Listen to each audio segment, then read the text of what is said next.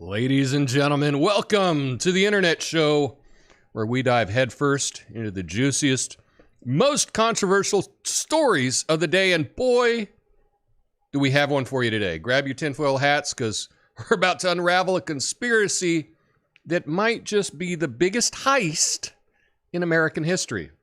That's right, folks.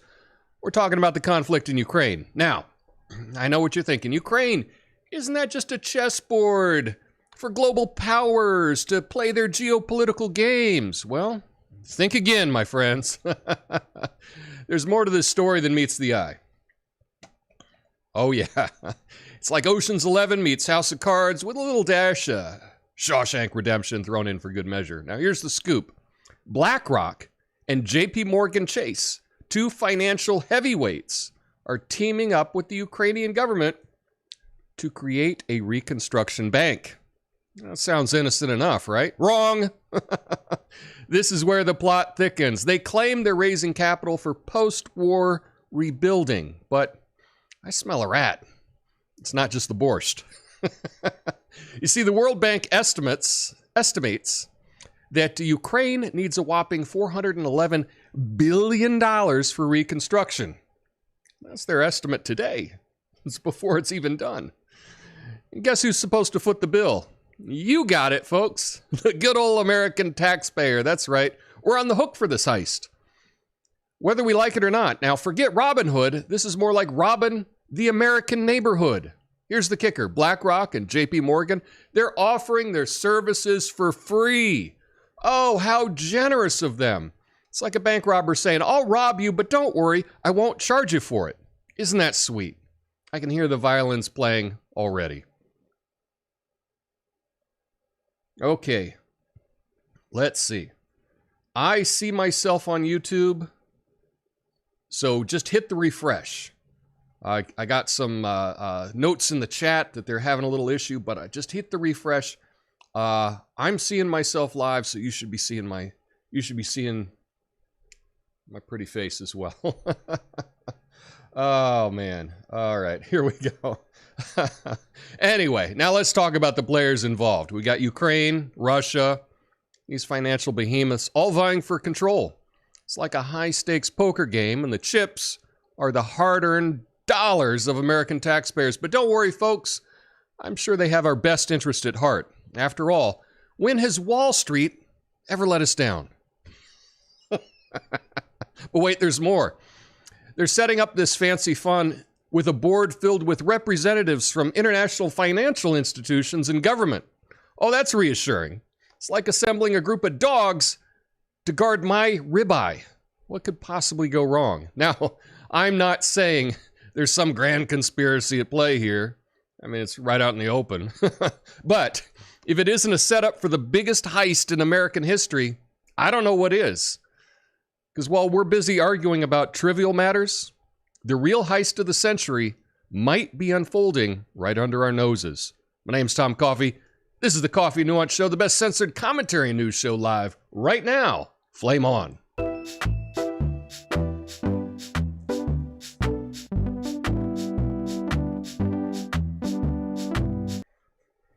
Yeah. Oh man, what a story. What a story. So yeah, BlackRock and JPMorgan Chase, if you will, they're going to help Ukraine by creating a reconstruction bank to attract private investment for post-war rebuilding. Yeah. Now this fund is in the planning stages and aims to raise low-cost capital to leverage private investment. BlackRock and JPMorgan, they're going to provide the services for free. And they're going to gain early access to investment opportunities. I mean, why shouldn't they be able to make money, right? They're doing this for free, out of the goodness of their hearts. The fund is going to focus on sectors like infrastructure, agriculture, all the stuff that's been destroyed.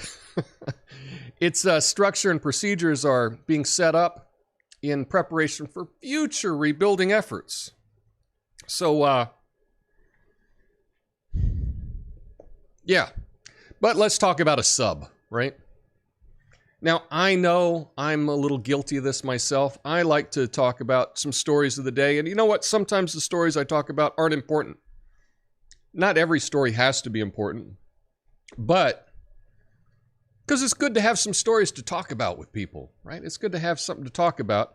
We can't be serious about everything. But the real point is not to just have trivial stuff in lieu of the important stories. Okay? You got to have them both. This, by my estimation, by my looking at it, this could be the biggest heist of my lifetime. Oh, yeah. Absolutely. If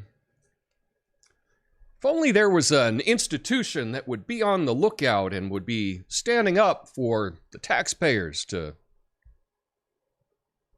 Yeah. Yeah, there's nothing, is there? There's no one that's going to call this out. I don't see any politicians calling this out. Do you? I mean, I hear politicians talking about how the, Ukraine and, maybe we shouldn't be spending money there, but this particular deal, I'm not hearing anything about it. Doesn't seem to be a big deal on news programs. And I'm not seeing the alternative news, like Breaking Points or Rising or any of those kind of fake news shows. They don't seem to be talking about it either. That's just interesting. Anyway, I'll have more on this in the future. I'm going to keep a watch on this. And just so you know, I'm feeling very good about myself. I'm not thinking about doing any self-harm or anything like that. My life is good. I think you just have to say that sometimes, given the current situation that we're in. Actually, it'd probably be a big deal if I had a lot of viewers, right? If I had a lot of viewers, I'd probably be attacked for doing the story that I did. However, I don't have to worry about that because there's only a few very special, awesome people that are watching me, and I appreciate every one of you for doing that. Just let me know you're not a bot. Let me know you're live. Hit that like button. Let's see if we can get some likes today over on the YouTube and on the Rumble. That's right, we are streaming live every day. Today, June 22nd. We're streaming every day on YouTube and on Rumble, rumble.com/coffeenuance/live. If you haven't signed up for Rumble, link in the description. Do it now. My name's Tom Coffee. This is the Coffee Nuance Show, and we got some good stories to get to today. I think you're going to find them interesting. Are they going to be as important as this BlackRock, JPMorgan? Probably not, but, it's still good. It's still good. And you're going to be surprised by the good news that I have for the last story today. A lot of people won't think it's good news, but to me, it's good news. And stick around for the after show. I'll be going through all your comments on both Rumble and YouTube after I play the goodbye music. So that's good. Anyway, let's get to this first story. And I'm not being facetious. I'm not being hyperbolic. I'm not being ironic. My favorite congressman, George Santos.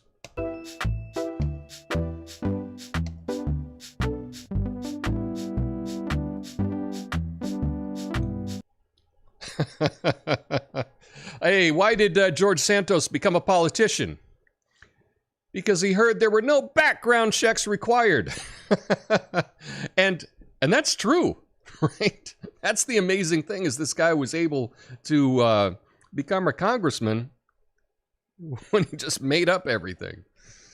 Oh man, you got to feel like if you were the Democrat running against this guy, you had the worst campaign in the history of the world.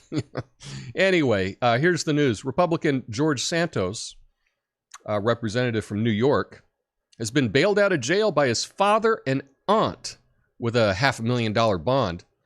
He's facing charges of fraud, theft, and making false statements. Santos has fought to keep the identities of his backers secret, claiming safety concerns. Now, the House Ethics Committee is investigating whether receiving a bail bond violated rules on receiving gifts.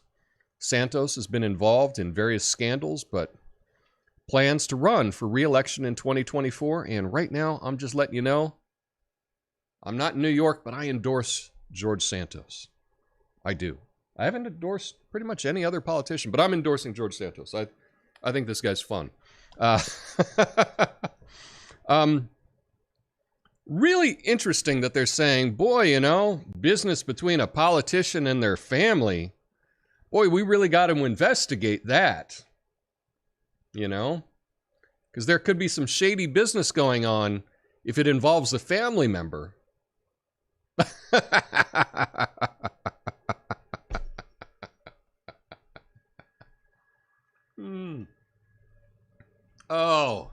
Oh, the irony. Oh, the irony. But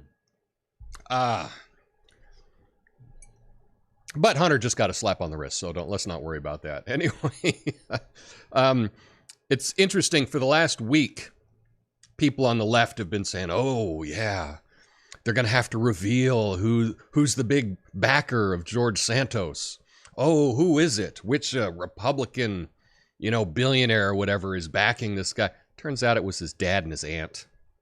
Yeah. So not much of a story, is it? No, not a story. I would hope that my dad and my aunt might bail me out if I ran into some issues like that. That's what dads and aunts are for, right? So, whatever you think about George Santos, at least he's been able to maintain relationships with his own family. I really got to wonder about people that can't do that. If you're a politician, you should be able to negotiate with your family. And if you can't negotiate with your family, how can you negotiate for the American people? I don't know. Just a little thought on that. But next, let's do a little international news.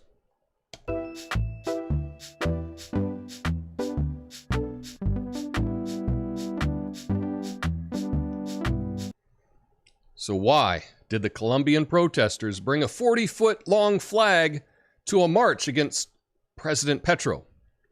Because they wanted to make sure their message was as big as the government's corruption scandal. In Colombia, thousands protested against President Petro's government over proposed change to health pension and labor systems. Petro's administration, struggling to maintain its coalition, faces declining approval rating and is embroiled in a corruption scandal. That's never happened in that country before. The proposed reforms are stalled in Congress, but Petro remains determined to push them forward. Peace efforts with rebel groups have shown mixed results. So I like to bring some stories that you might not just get on the evening news and just keeping you up to date on what's happening in Colombia. I happen to be following Colombia a little bit closer than most people, because I really like Colombia. I went down last fall, and I'm planning on going down again this year. The nice thing is see, Petro, the president, has done such a terrible job there. I mean, nice for me, not for the people of Colombia, that the currency is just garbage, which makes my dollar go a whole lot further. So it's a really nice place to visit, and really cheap. I spent less money going out to eat 3 times a day and drinks in between than I did here shopping at Trader Joe's and the local discounts grocery store. So you may consider that for a future vacation, as long as things don't get too violent, But anyway, I just want to give you a little update on what's happening in Colombia real quick. But next, let's go to, like I've told you in the past, seems like every day they're trying something different in Portland. Well, here's the latest.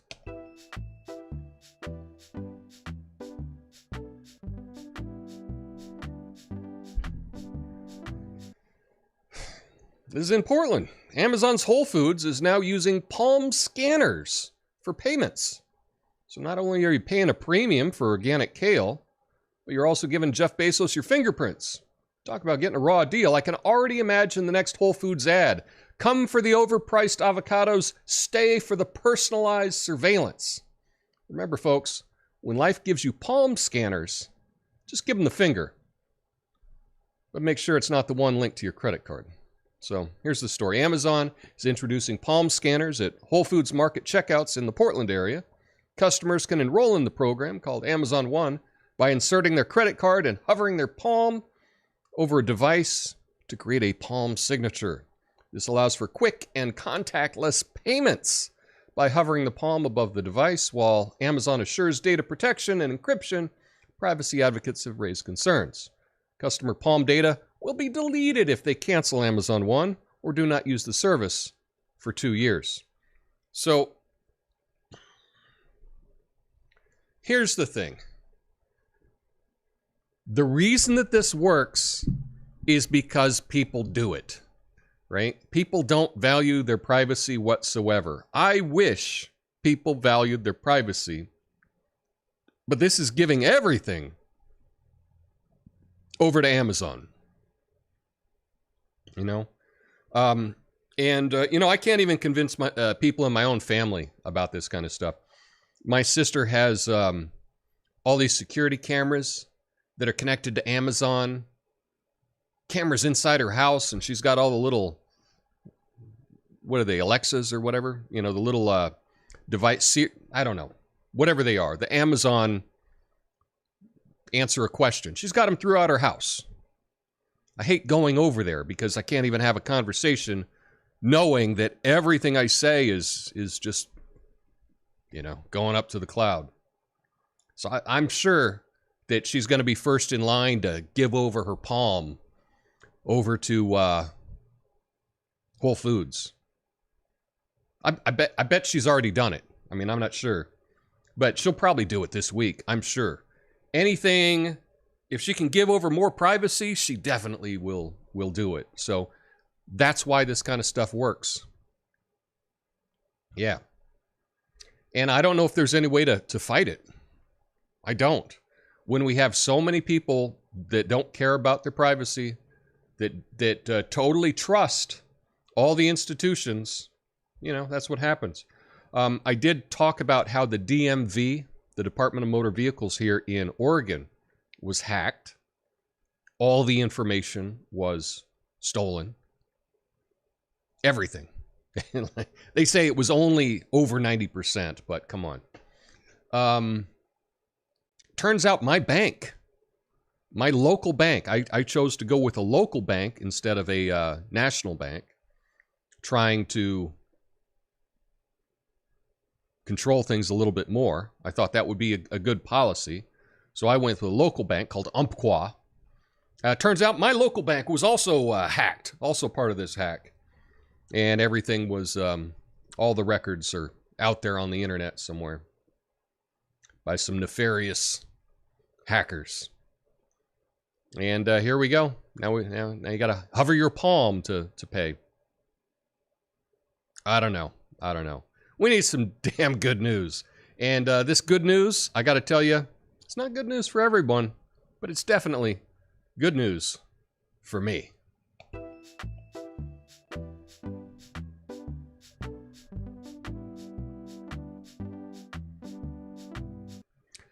Did you hear the latest from Elon Musk? Yeah, he's taken on the role of cis crusader on Twitter. That's right, he decided to banish the word cis from his digital kingdom. It's like he's the hero we never knew we needed, fighting against the linguistic villainy of unwanted labels. But hey, let's not forget the real issue here. Some people genuinely despise being called cisgender. It's like nails on a chalkboard. Maybe next, he'll tackle other controversial words like moist. So here's the story. Elon Musk stated on Twitter that the words cis and cisgendered are now considered slurs on the platform and suggested that repeated targeted use of these words could lead to suspensions. Musk's statements came in response to a tweet by James Esses, who expressed views opposing transgender individuals and rejected the term cis for himself. The term cisgender is commonly used to describe people whose gender identity matches their sex. So, I've hated this word since it was introduced. They will tell you, oh, this is a scientific word. No, it's a made-up word. They say, oh, but it has Latin roots. Oh, that's nonsense. They've come up with a convoluted story because they know, and this is a troll. The word cis is a troll, in my humble opinion.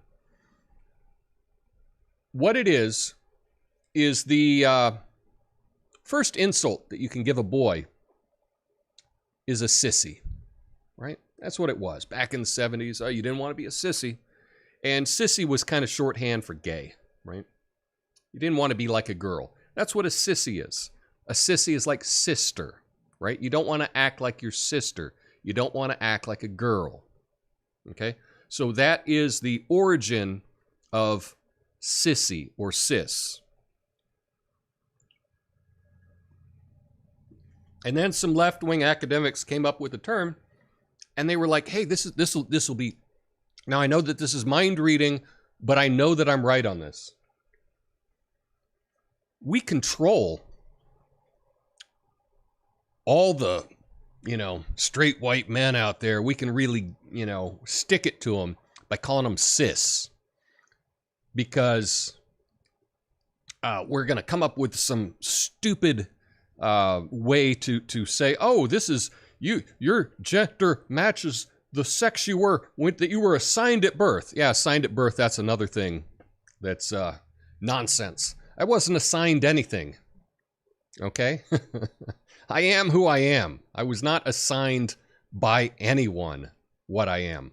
And it doesn't matter what anyone said. I'm Tom, right? This is me. In many ways, but there's always plausible deniability. They have this convoluted reason for using the word cis and cisgender. It's bullshit. It is 100% bullshit.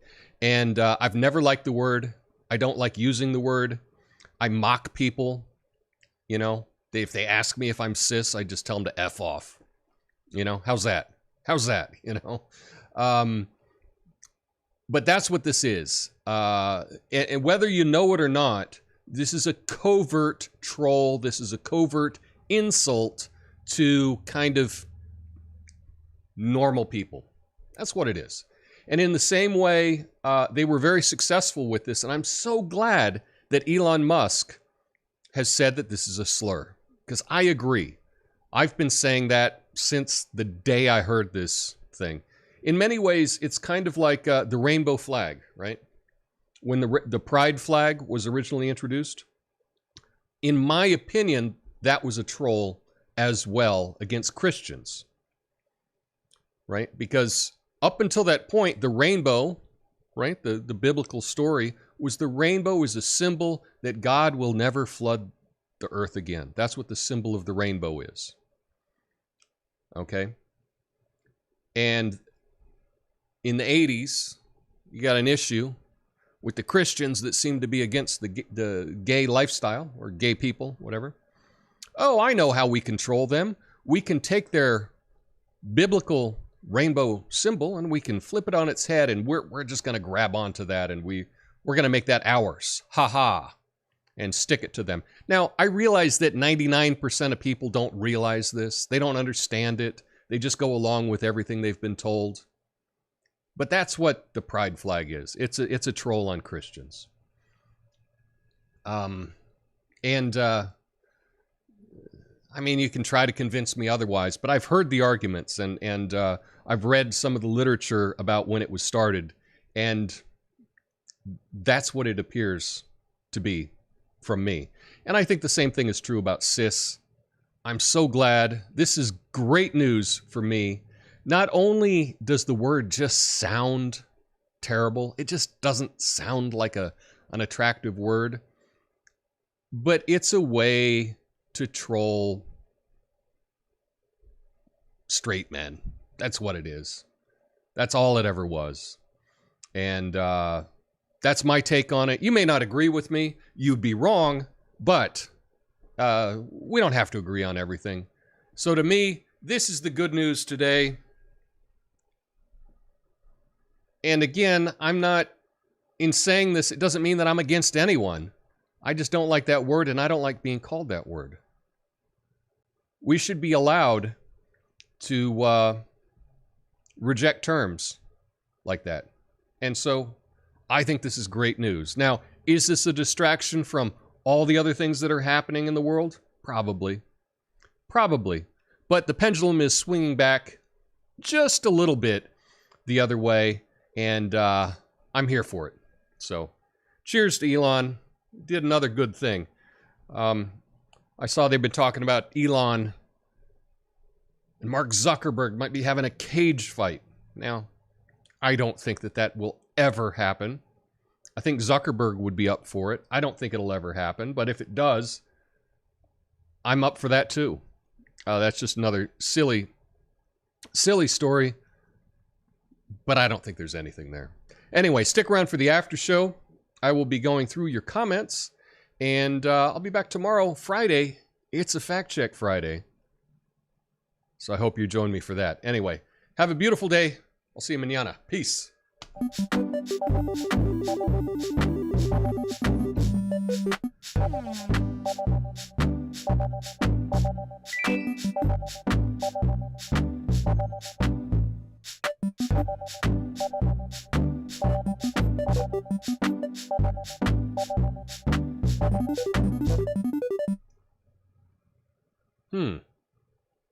Okay. I said okay, but I did not say all right. Anyway, let's go through the chat. What do we got here today? Over on the Rumble. What's up, Apothecary John? What's up, Duggo? Elon gets points for calling cis out for what it is, but handing out bans for a word is really on brand for a free speech absolutist. I don't think he was calling out. He didn't say you couldn't use the word. And that's the thing. And when you look at the reporting of this, you can see how twisted the reporting of this is. He said it would be considered a slur, and he said repeated, targeted use of that word, there would be consequences for that. That's all. You can't repeatedly target someone with that word. That's a little different than just using the word. So,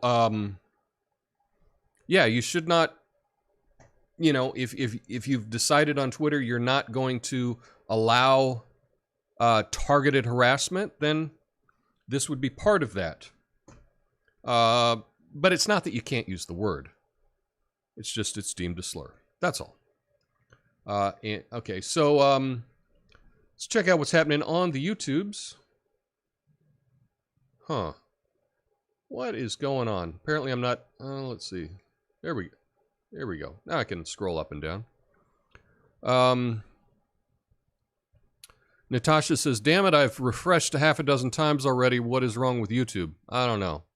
There's issues with all kinds of technology today. That's for sure. Nothing is free, and neither will Ukraine be if they take that deal. Well, they've already taken the deal. They took that deal prior to even the thing starting. Yeah, so BlackRock and JPMorgan Chase to the rescue. Not. My theory, Natasha says, is that Ukraine is where all the good soil settles every time, or every other time, the magnetic poles flip, so it's primo territory. That's why BlackRock wants it. I thought I had a conspiracy theory today. You don't need anyone. You don't need everyone to have us. Nice. Okay. Santos just needs to identify as a Biden. That'll make everything better. Why didn't he think of that? He should have just identified as a Biden, and then, you know, all investigations would be pushed off for years and years and years. Budget vacation. Yeah, I think it's a real budget vacation down in Colombia. I've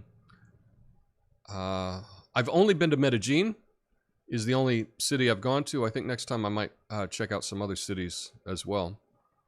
I think palm scanners actually identify you by the vasculature in your hand, not by the fingerprints.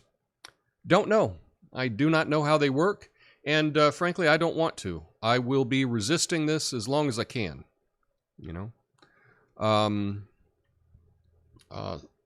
Sorry about the finger, Tom. I was trying to pay for those overpriced avocados. Alexa turned off someone's smart home recently because the owner had said something racist while in the home. Actually, and this is just an example, this is another example for you. That's not the story. And they report these stories incorrectly. What happened was, with that incident, the guy was at work. No one was home at the time. It was an automated response from the doorbell. The doorbell, and he had video of the entire thing. Apparently, the delivery driver came up, dropped something off, and when someone is within the motion of the doorbell, there is a response that said, hi, how can I help you? Or something like that. And that's what it was. The guy wasn't home. The guy proved through all of the video evidence that he wasn't home, that he didn't say anything because he wasn't home, and that the driver either misinterpreted or made up that story. So just check where you heard that story from and be a little bit skeptical of that source in the future. I used to have all kinds of rainbow stuff, sweaters, scarves, earrings, etc. What a collection. Yeah, so I remember when I was in, I guess, middle school, the hot shirt, or maybe it was beginning of high school, like the trendy thing at the time. It was this kind of 3/4 sleeve baseball style shirt. So it had like black sleeves and a white shirt that the girls wore, and it had a little rainbow on the front, and they would wear those with black leggings. That or stirrup pants, I guess is what they were. But that was the hot look for, I don't know, a couple of months. That was like the in look. So that was prior to the gay symbol being the pride flag. In fact, I remember in college, a friend of mine who I danced with, he was I took flamenco dance, right? And he was like, hey, I want to come out. How should I do this or whatever? And he used a little pink triangle. So I think in the beginning, right, the pink triangle was like the gay symbol, not the rainbow. Interesting. Let's see. Imagine Jeff Gordon racing today. He was the Rainbow Warrior. Yeah. Conspiracy Central today. Yeah, we got lots of conspiracies. I'm thinking I probably need like a tinfoil hat. But if I was going to make a tinfoil hat, I'd like a tinfoil cowboy hat. A tinfoil Stetson, if you will. So maybe I'll make one of those today. Bumping into walls of air molecules. Fine-grained veil. Not sure what that means, but that's okay. Let's see. Anyway, that's all I got today. It worked. I got the sound effects working again. Got the music working again. So we're on the right track. We're doing well. Anyway, I think I want to talk about this new company, Temu. I'm going to talk about them a little bit tomorrow. I might start sharing some products that I've got from them. Do a little affiliate thing happening. I think that's going to be interesting. And I'll have a good fact check for you. That's for sure. Anyway, I hope you have a beautiful day, and I will see you mañana. Peace.